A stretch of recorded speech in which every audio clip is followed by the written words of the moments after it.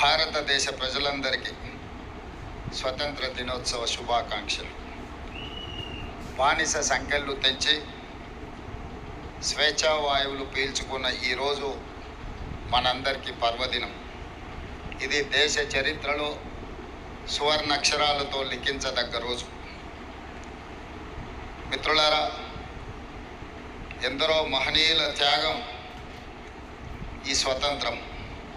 వారి త్యాగాలను స్మరిస్తూ ఆ మహనీయులందరికీ శిరస్సు వంచి వినమ్రంగా నమస్కరిస్తున్నాను.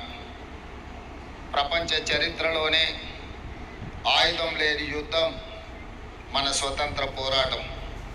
అహింస అనే ఆయుధంతో ఇంత గొప్ప విజయాన్ని సాధించవచ్చు అని రుజువు చేసిన ఘనత జాతిపిత మహాత్మా గాంధీకి దక్కుతుంది.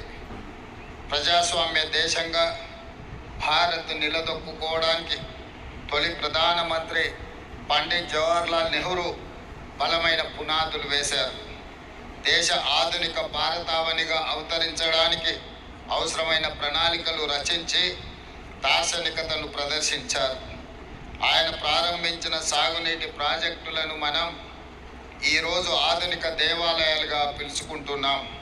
హరిత విప్లవం, శ్వేత విప్లవం, నీలి విప్లవం చేపట్టి అన్ని రంగాల సమగ్రాభివృద్ధికి కృషి చేసిన ఘనత నాటి ప్రభుత్వాలది. స్వేచ్ఛ జీవన ఆధారం, దానికి వెల కట్టలేం అని మహాత్మా గాంధీ గారు అన్నారు. అందుకే ప్రజాప్రభుత్వంలో ప్రజలకు స్వేచ్ఛను అందించాం. విధ్వంసమైన తెలంగాణ రాష్ట్రాన్ని వికాసం వైపు నడిపించేందుకు ప్రయత్నం చేస్తున్నాం.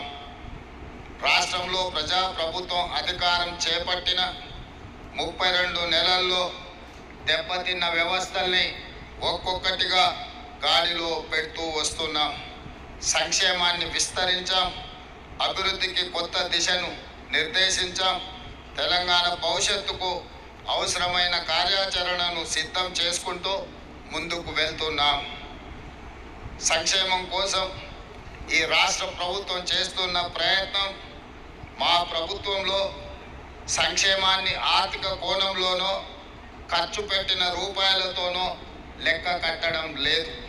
మా సంక్షేమ ఆలోచనలో మానవీయత ఉంది, పేదవాడి పట్ల బాధ్యత ఉంది, వారి జీవితాల్లో ఆనందం నింపాలన్న తపన ఉంది. వారికి ఆరోగ్యవంతమైన జీవితాలను అందించే ప్రయత్నం మేము చేస్తున్నాం. ఆత్మగౌరవంతో కూడిన జీవన విధానాన్ని అందించే సంకల్పం మా ప్రభుత్వానికి ఉన్నది.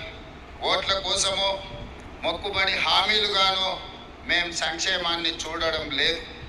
ప్రతి పథకంలో శాస్త్రీయ దృక్పథం, ప్రజా సంక్షేమం ఇందులో ఇమిడి ఉన్నది. ఈ 32 నెలల కృషి ఇప్పుడు ఫలితాల్లో కనిపిస్తుంది.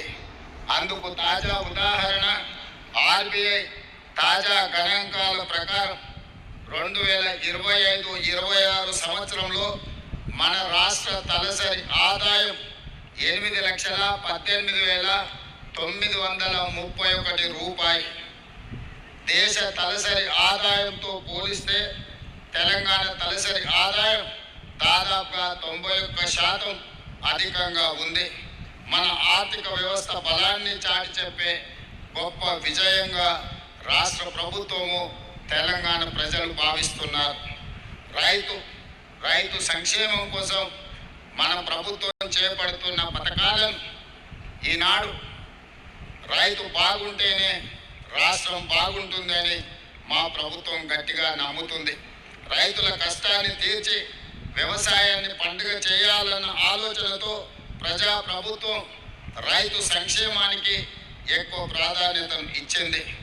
ఇచ్చిన మాట ప్రకారం 2 లక్షల వరకు పంట రుణాలను మాఫీ చేసి 25 లక్షలకు పైగా రైతు కుటుంబాలను రుణ విముక్తులను చేశాం.